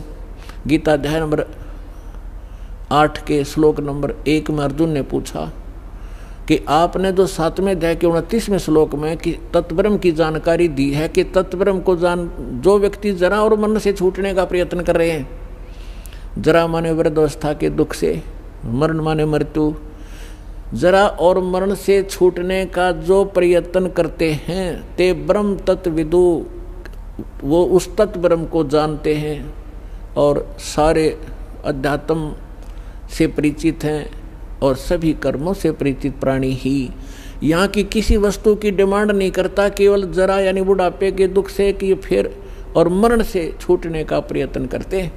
8वें अध्याय के प्रथम मंत्र में अर्जुन ने पूछा फिर किम तत्ब्रह्म, वो तत्ब्रह्म क्या है? 8वें अध्याय के 3रे श्लोक में गीता ज्ञानदाता ने कहा कि वो परम अक्षर ब्रह्म है, यानी गीता ज्ञानदाता से अन्य है। और गीता अध्याय नंबर 8 के श्लोक नंबर 5 और 7 में गीता ज्ञानदाता अपनी भक्ति करने को कहता है कि मेरी साधना कर। गीता अध्याय नंबर 8 के श्लोक नंबर 13 में वो अपनी भक्ति विधि बताता है। ओम इति एकाक्षरम ब्रह्म विहारण माम अनुस्मरण ये परियाति तजन देहम सयाति परमाम गतिम। मेरे सत्र की जो परम गति प्राप्त होगी वो मेरा एको मंत्र है, नथिंग एल्स, मुझ ब्रह्म का। तो 7वें अध्याय 8वें अध्याय के 5 और 7 में तो अपने विषय में बताता है कि मेरी भक्ति कर मुझे प्राप्त होगा और युद्ध भी करना पड़ेगा, शांति नाम की चीज़ नहीं। 18वें अध्याय के 62वें श्लोक में कहा कि यदि तूने परम शांति चाहिए और वो सनातन परम धाम चाहिए। 15वें अध्याय के 4 श्लोक में कहा है कि तत्वदर्शी संत की प्राप्ति के उपरांत परमेश्वर के उस परम पद की खोज करनी चाहिए, जहाँ जाने के बाद साधक फिर लौटकर कभी संसार में नहीं आते, और जिस परमात्मा ने सब ब्रह्मांडों की रचना की है और उसी की भक्ति करो, अन्य की नहीं। उसकी प्राप्ति करनी है तो उस परमेश्वर की शरण में जाओ। गीता अध्याय नंबर 8 के श्लोक नंबर 7 में स्पष्ट कर दिया उसने कि मेरी भक्ति कर मुझे प्राप्त होगा, लेकिन युद्ध करना पड़ेगा। युद्ध भी कर और मेरा सिमरण भी कर। तो युद्ध जहाँ है वहाँ शांति खाक है। वो युद्ध से तो कांप कर अर्जुन मना करे था कि मैं नहीं लड़ना चाहता, भीख मांग के खा लूँगा, हम राज भी त्याग देंगे, भिखारी बन जाएंगे, पर ये नाश नहीं करूँगा। इस काल ने जबरदस्ती डरा धमका के उल्टी सुल्टी बकवास गढ़ के और युद्ध करवा के छोड़ा। अब 8वें अध्याय के 8, 9, 10वां गीता ज्ञानदाता कहता है यदि तूने उस परम शांति की प्राप्त करनी है, उस परमात्मा के पास जाना है, तो उसकी 17वें अध्याय के 23वें श्लोक में बताया है उसकी प्राप्ति का ओम तत्सत इति निर्देश है ब्रह्मण त्रिविद समर्थ है। उसके विषय में उसने स्वयं बता दिया कि मैं नहीं जानता, किसी तत्वदर्शी संत से पूछो। तो उसकी साधना करनी है तो वो मंत्र है। 8वें अध्याय के 8, 9, 10 में तीनों मंत्रों में उस परम अक्षर ब्रह्म के लिए बताया कि उसकी भक्ति करेगा तो उस परम अक्षर ब्रह्म को प्राप्त होगा, उस पूर्ण परमात्मा को प्राप्त होगा, जहाँ जाने के बाद साधक फिर लौटकर कभी संसार में नहीं आते। तो यहाँ गीता अध्याय नंबर 7 के श्लोक नंबर 19 में ये स्पष्ट कर रहा है कि बहुनाम जन्मानाम अंते ज्ञानवान माम प्रवर्ते। 7वें अध्याय के 12 से 15 तक तो स्पष्ट कर ही दिया। तीनों गुणों रजगुण ब्रह्मा सतगुण विष्णु तमगुण शिव जी की साधना करने वाले राक्षस स्वभाव को धारण किए मनुष्यों में नीच दूषित कर्म करने वाले मूर्ख हैं। फिर अपने विषय में कहता है मेरे 4 प्रकार की साधक मेरी साधना करते हैं, अर्थार्थी, आर्त, जिज्ञासु और ज्ञानी। अर्थार्थी, आर्त और जिज्ञासु को रिजेक्ट करता है कि भक्त नहीं है। ज्ञानी मेरी आत्मा है, ज्ञानी मुझे अच्छे लगते हैं और उनको मैं अच्छा लगता हूँ क्योंकि वो मेरे लिए ही तड़फ रहे हैं। लेकिन उनको तत्वदर्शी संत ना मिलने से वो मेरे वाली अनुत्तम घटिया अश्रेष्ठ गति में श्रेष्ठ आश्रित रहे। तो पुण्यात्मा दास आपको ये बताना चाहता था कि आप कितने पुण्यकर्मी प्राणी हो कि आपको वो संत मिल गया जो वासुदेव का ज्ञान रखता है।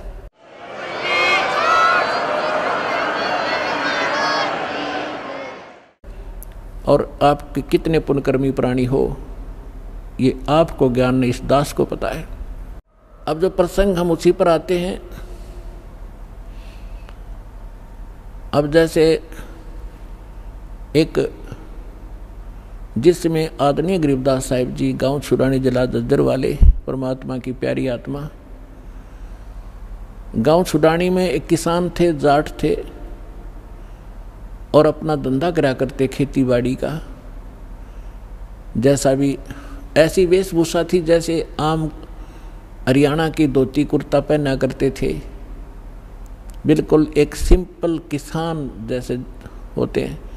और हमने संत की परिभाषा मान रखी है, दाढ़ी बढ़ा रखी हो, सिर पर बड़ी बड़ी जटा हो, शरीर पर तन पर राख रमा रखी हो कि तो धूणे ला कर बैठा हो, या लाल पीले कपड़े कर रखे हो, या कति मुंड मुंडवा रखा हो, 2-4 तिलक ला रखे हो, गले में 5-7 माला पैर रखी हो। तो हमने संत की वेशभूषा ऐसी मान रखी थी। और गरीबदास साहिब जी को परमात्मा मिले, सतलोक दिखाया, वो मूल मंत्र दे दिए सारे, वो भक्ति करा करते थे। और परमात्मा ने कहा था कि जो 12वां पंथ गरीबदास का आवेगा उसमें मेरी महिमा की वाणी पुनः प्रकट होंगी। तो गरीबदास जी के द्वारा परमेश्वर ने अपना यथार्थ ज्ञान पुनः प्रकट करवाया, क्योंकि उनको मालूम था कि कबीर सागर के अंदर ये कबीर के 11-12 पंथ कुछ घुसपैठ करेंगे और यथार्थ ज्ञान को कुछ उसमें फेरबदल कर देंगे। तो परमेश्वर ने दोबारा वो ज्ञान कवा दिया और ऐसी जगह सुरक्षित रख दिया गरीबदास जी द्वारा लिखा हुआ एक ग्रंथ है, और उसके विषय में दास तो गरीबदास पंथ से ही अलग हुआ है। खूब जानकारी थी कि किस सब ने ये बता रखा था कि गरीबदास जी ने जो वाणी लिख रखी है, किसी ने मात्रा भी गलत लिख दी और कोई फेर बदल कर दिया वाणी में तो उसका बहुत बुरा हाल होगा। एक संत ने लालदास नाम का एक संत, दालदास नाम का एक संत था, उसने गरीबदास जी की वाणी में एक ऐसी, जैसे अपने बच्चों को माता पिता भी गाली दे देते हैं, तो वो उसमें ऐसी कुछ भाषा लिख प्रयोग कर रखी है धमकाने के लिए कि चेतावनी में चूक नहीं और क्या देऊं गाली, कि कहना था बहुत कुछ कह दिया कि और गाली दूं तुम्हारे को, इस तरह की और भी कुछ है। तो उसने सोचा कि ये अभद्र से शब्द है, इनको निकाल देता हूँ।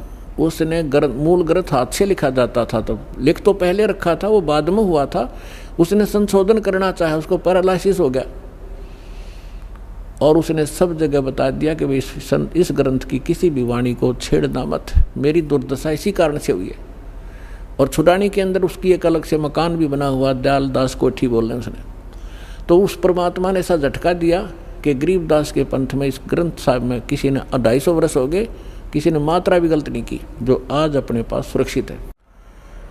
तो गरीबदास साहिब जी ने वाणी लिखवा दी थी, एक गोपाल दास नाम के दादूपंथी संत थे, बने हुए थे, उन्होंने ये लिखा था, ग्रंथ साहब तैयार हाथ से लिख दिया था। और उसी में से कुछ अंश निकाल कर, जैसे जप जी साहब बना रखा है गुरु ग्रंथ साहब से, और गीता जी का कोई निकाल लेते हैं, 5-4 श्लोक रोज कर लेते हैं। ऐसे ही गरीबदास जी की वाणी से ब्रह्मवेदी वगैरह, ये जैसे हम आपको नित्यनेम के लिए देते हैं भक्ति बोध के माध्यम से, ऐसे वो गरीबदास जी के शिष्य जो थे वो ऐसे जाप किया करते थे, नित्यनेम ऐसे ही करते थे सुबह सुबह। तो वो लुधियाना के पास एक गांव है वासियर, उस वासियर गांव में बाहर बैठ कर कोई सफर कर रहा था, कहीं जा रहा था आगे, पहले पैदल चला करते थे। तो उसने एक तालाब देखा, तालाब के ऊपर नहा के और बैठ के वहाँ उसके किनारे और अपना नित्यनेम करने लग गया, जैसे आप डेली करते हो सुबह सुबह का। उसमें ब्रह्मवेदी पढ़ रहा था वो, ऊंचे स्वर में, रात की शांत सुबह सुबह वक़्त से बहुत अच्छी सुंदर दूर तक मधुर आवाज़ से पढ़ रहा था। और परमात्मा की वाणी तो आत्मा को खींचती है। एक राम राय नाम का सरदार जी था, और वो संतों की वाणी के बड़े दीवाने होते हैं। उसने देखा कि प्यारी प्यारी वाणी, संत की वाणी कहाँ से उच्चारित हो रही है, वो धीरे धीरे वही पहुँच गया। जब उसने अपना नित्यनेम कर लिया तो उससे पूछा कि भक्त, ये ऐसी प्यारी वाणी किसकी है? उस भक्त ने बताया कि मेरे पूज्य गुरुदेव जी श्री संत गरीबदास महाराज जी की है। तो संत उसने रामराय जी ने पूछा सरदार जी ने कि भाई ये संत अब चोले में हैं या चोला छोड़ गए, शरीर छोड़ गए? भक्त ने बताया जी विद्यमान है, और गांव छुडानी में ऐसे ऐसे गरीबदास महाराज के नाम से, छोटा सा गांव है, किसी ने पूछ लेना। उसे लेकर एड्रेस कहाँ कहाँ से जाना होता चल पड़ा। अब उसने गरीबदास महाराज सुना था, उसने सोचा महाराज की परिभाषा वो जैसा मानते हम, इस जटा हो, लटा हो, बड़े बड़े कानों मुद्रा हो, चमटा हो, लाल पीले कपड़े हो, इस तरह सोच कर चल पड़ा। अब सुबह सुबह गांव छुडानी पहुंच गया। गरीबदास जी अपने खेतों में गए हुए थे, पशुओं का चारा ले आते थे, घूमने भी जाते थे। और उधर से दिन के समय आसपास के जो उनके शिष्य थे 2-4 गांव से, वो आ जाते थे, 10-5 भक्त वहाँ भी बैठ जाते थे, उनका इंतजार करते थे। तो उस समय वो भक्त इंतजार कर रहे थे। गरीबदास जी गांव खेतों में गए हुए थे सैर सपट्टे को सुबह सुबह। और गरीबदास जी के विषय में ऐसा था, वो आ जाते तो घंटे आध घंटे में आ जा, नहीं तो शाम तक भी ना आते। कई बार ऐसे मस्त अपने बैठ जाते खेतों में, भजन करते रहते या अपने खेतों में काम करने लग जाते थे। जो ही वो राम राय वहाँ पहुँचा, राम राय का एक उर्फ नाम था झुमकरा। गांव में जैसे वो ऐसे ही मनचलाहा व्यक्ति था, लेकिन था श्रद्धालु, इसलिए उसको झुमकरा कहने लगे। झुमकरा यानी जो छोटी छोटी बातों पर कभी किसी पर मस्त हो जा, कभी किसी पर झूम जा, यानी डगमग सा व्यक्ति था, इसलिए उसको झुमकरा भी कहते थे। वास्तविक नाम था राम राय। उसने पूछा गांव में कि भी गरीबदास महाराज का कहाँ है डेरा। एक व्यक्ति ने बता दिया, सामने चले जाओ, वो मकान है उनका पक्का। तो वहाँ पहुँचा, वहाँ 5-4 भगत बैठे थे। उनसे पूछा, भाई महाराज गरीबदास जी से मिलना है। उन्होंने कहा कि आ जाओ भक्त, बैठ जाओ सरदार जी, महाराज जी घूमन गए हैं सैर सपट्टे को। तो उसने पूछा, भाई कितनी देर में आएंगे? ये तो कह नहीं सकते, उनकी मर्जी है, आओ तभी आ जाना, तो दोपहर और देर भी कर सकते हैं। उसने सोचा मैं 250, 300, 400 किलोमीटर आ गया हूँ और संत के दर्शन करके भोजन पाऊंगा। उसने पूछा कि महाराज जी किधर गए? मैं वहीं दर्शन करूंगा, पीछे मैं बात करूंगा। उन्होंने बता दिया, सीधे चले जाओ, रास्ता है, आगे एक नहर पाओगी, आगे एक सीधा रास्ता जाएगा और आगे एक झोपड़ी है रास्ते के ऊपर ही, वहाँ उनका अरहट है अपना खेतों में पानी चलाने का, और वहाँ मिल सकते हैं। वो चल पड़ा उसी रास्ते। आगे से गरीबदास जी पशुओं का चारा सिर पर रख कर, किसान थे वो, तो धोती कुर्ता जैसा पहनावा यहाँ का था, आ रही थी। तो उसी ने पूछा, राम राय ने पूछा गरीबदास जी को किसान समझ के कि एक किसान, मैंने गरीबदास महाराज जी से मिलना है, उनके खेत कहाँ हैं? अब वो तो गरीबदास जी तो अंतर्यामी थे, जान गए कि भगत के मन में साधु संत महाराज की कैसी आइडेंटिटी बना रहा है ये। और यदि मैं अब न्यू कह दूंगा कि मैं हूँ वो गरीबदास, तो ये यहीं से वापस हो लेगा, ये घर भी नहीं चलेगा। इसलिए गरीबदास जी ने कहा कि आ जाओ भक्त, मेरे साथ आ जाओ, मैं आपको गरीबदास से मिलाऊंगा। तो उसने कहा, जी वो इधर खेतों में गए, बताओ। हक नहीं, आ जा मेरे साथ। तो वो आ गया वापस। जो ही गरीबदास जी सिर पे चारा लिए हुए थे, पशुओं का जवार का पूरा बरोटा बंडल, तो वहाँ बैठे भगत पहले दंडोत प्रणाम किया गरीबदास जी को, जो उनके शिष्य बाहर के गांव से आए थे। गांव वाले नहीं थे उन समय उनके इतने, ये कुदरती हुआ कर, दीवे तला अंधेरा होता ही है, दीवे के नीचे अंधेरा ही रहा करता था। तो राम राय ने सोचा भी ये कोई चौधरी साहब होगा और ये इसके नौकर नाकर हैं। उसने पूछा उन जो भक्तों से राम राय ने, कौन है ये? तो वो कहने लगे, यही तो है गरीबदास जी महाराज। अब उस राम राय ने सोचा, भाई देख 300, 250, 400 किलोमीटर आया, हरियू महाराज जी पाया, खुदा पाड़ निकली चुया। यानी ना इसका को माला पैर रखी, ना इसने सिर पर जटा रख रखी, ना यू कोई और एक भी लक्षण को नहीं साधु वाला था। लेकिन वो पहुंच गया था ठिकाने। गरीबदास जी ने वो सभी भक्तों को इधर उधर भेज दिया, किसी को बैलों को पानी पिलाने के लिए, किसी को चारा डालने के लिए, किसी को भाई 1 बाल्टी पानी भर जाओ मेरे लिए, मैं नहाऊंगा। और उसको कहा बैठ जा भाई राम राय, नाम भी नहीं पूछा था, परमात्मा ने कहा बैठ जा जो मकरा, 2 मिनट बात करूंगा तेरे तो पाछे में। अब ये इस बात से प्रभावित हुआ कि मैंने नाम भी ना बताया, इसने दोनों नाम बता दिए, शायद कोई जानकार आदमी, इसलिए वो बैठ गया, ना चला भी जाता। जब गरीबदास जी स्नान करने लगे और उंगली के कोई रहट रूट में आकर चोट लग गई थी, खेत में काम करते समय उसका पट्टी बांध रखी थी गरीबदास जी ने। तो जब स्नान करके धोती बांधने लगे, धोती से ही एक अंश छोटा सा पल्ला ऐसे बांधते हैं बेल्ट की तरह, हमारे यहाँ हरियाणा में उसको अड़बंद बोलते हैं। धोती तो उन्होंने जैसे तैसे लपेट ली तागड़ी में। उस राम राय से कहा कि राम राय जो मकरा, आइए सरदार जी, मेरी उंगली का चोट लग गई और यह बेल्ट बांध दे मेरी धोती की। अड़बंद बांधने लगे। और वो कैसे होता था, अब वो बड़ी धोती है ये, तो ऐसे एग्जाम्पल देता हूँ आपको।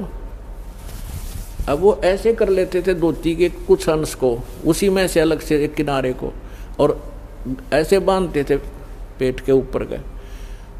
जो मकरा जी राम राय को कहा कि ले गांठ लगा दे, उसने चारों तरफ से शरीर का करके और गांठ लानी चाहिए। वह गांठ जो है शरीर में से निकल आई धोती गरीबदास जी के, और उस धोती के गांठ लग गई।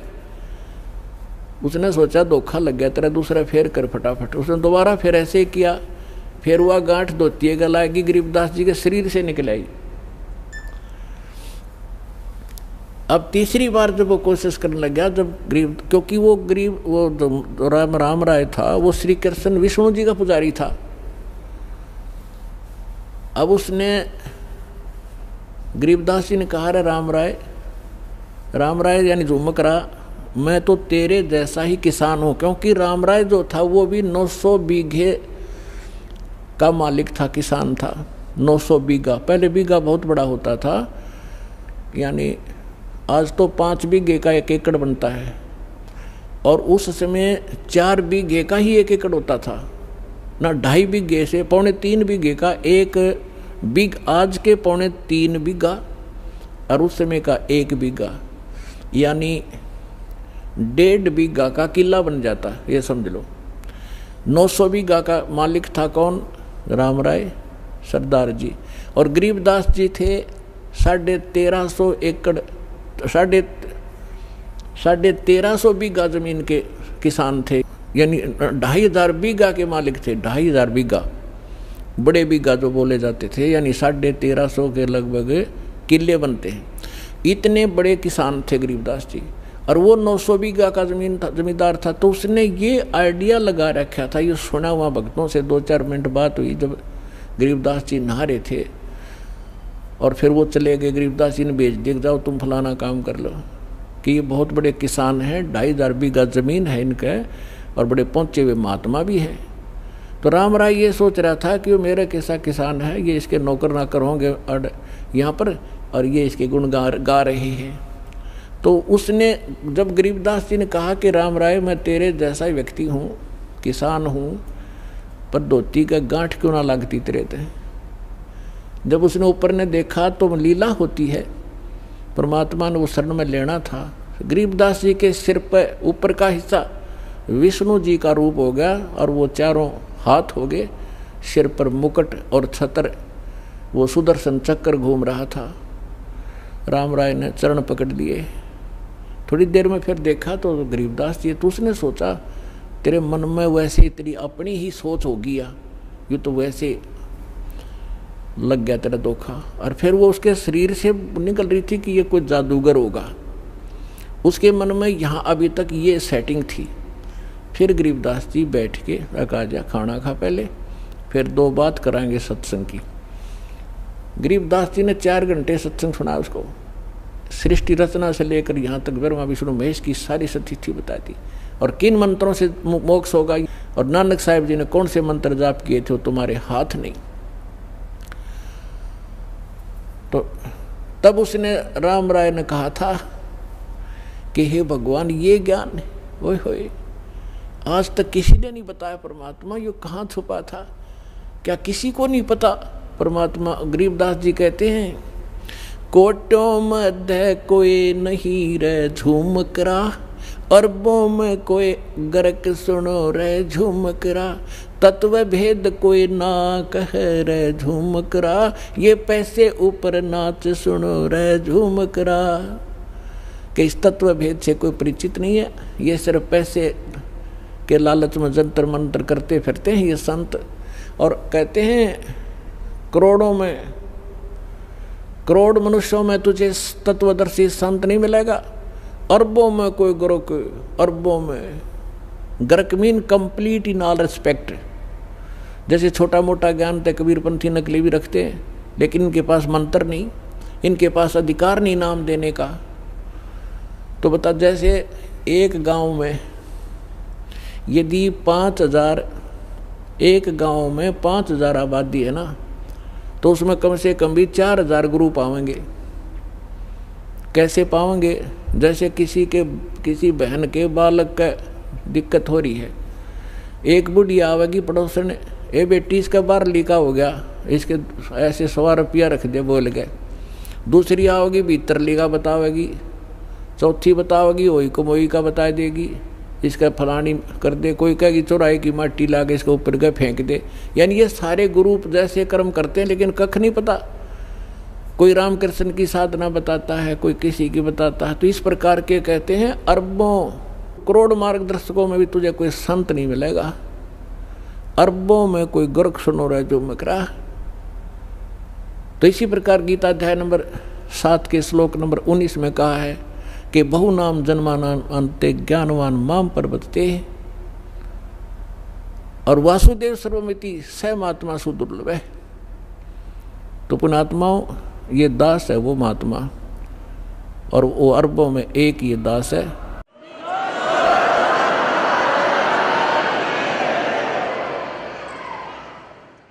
और आपका सौभाग्य है, आपको ये आज दास आपको ये बताना चाह रहा था कि आप आम आत्मा नहीं हो, आप परमात्मा की विशेष प्रिय आत्मा हो। क्योंकि अभी तक आपने ज्ञान का पता नहीं, अभी तक ये सूर्य उदय हुआ ही नहीं था सच्चे ज्ञान का। अब ये थोड़ा सा उदय हुआ है, जिसके रोशनी में आप यहाँ तक पहुँच रहे हो। आप तक संदेश भेज रहे हैं परमात्मा को टीवी के माध्यम से, कोई भाई बहन के माध्यम से, या कोई बुक पुस्तक के माध्यम से। और आप वो पुण्यात्मा हैं कि आपको सतगुरु मिले, और इस समय में ये मानव शरीर प्राप्त है। पुण्यात्माओं, सौभाग्य आपका, आप जी को ये अनमोल वचन सुनने को मिले, और इन भक्तों के इन अनुभवों से जो परमात्मा सुख देता है, हम परमात्मा को इसलिए याद करते हैं कि जब तक हम शरीर में रहें, हमारा शरीर स्वस्थ रहे, हमारे बच्चे ठीक रहें, हमारे परिवार पर कोई आपदा ना आवे, तो इन सभी संकटों से केवल कबीर परमात्मा ही बचा सकते हैं। ना विष्णु जी बचा सकते, ना शंकर जी बचा सकते, क्योंकि ये सक्षम नहीं हैं, ये वासुदेव नहीं हैं, ये संकट मोचन नहीं है।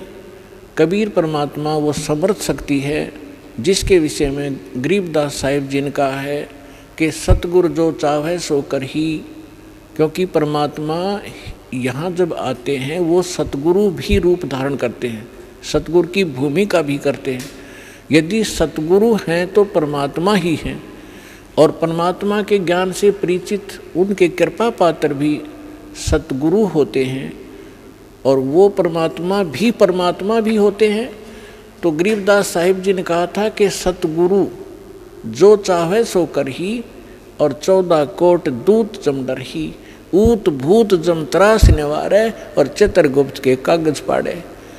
अभी आपने इन भक्तों से सुना, और इस बहन ने बताया कि मेरी आयु भी 27 साल से आगे नहीं बता रखी थी, हमारी जन्म कुंडली थी, और आज ये 33 वर्ष की होगी। तो परमात्मा अपने भक्त की आयु भी बढ़ा देता है, लेकिन सच्ची लगन हो, नियमित रहे। कबीर साहब कहते हैं, जब तक हंसा हमरी आना, काल लगे ना तेरा बाना। जब तक ये हंस आत्मा मेरी मर्यादा में रहेगा, तब तक काल का अटैक आपके ऊपर नहीं हो पाएगा। हम मार खाते हैं, गफलत कर देते हैं, लोकलाज में आकर मर्यादा भंग कर देते हैं, और फिर कहते हैं हमने नाम ले रखा था, हानि होगी। कभी नहीं हो सकती।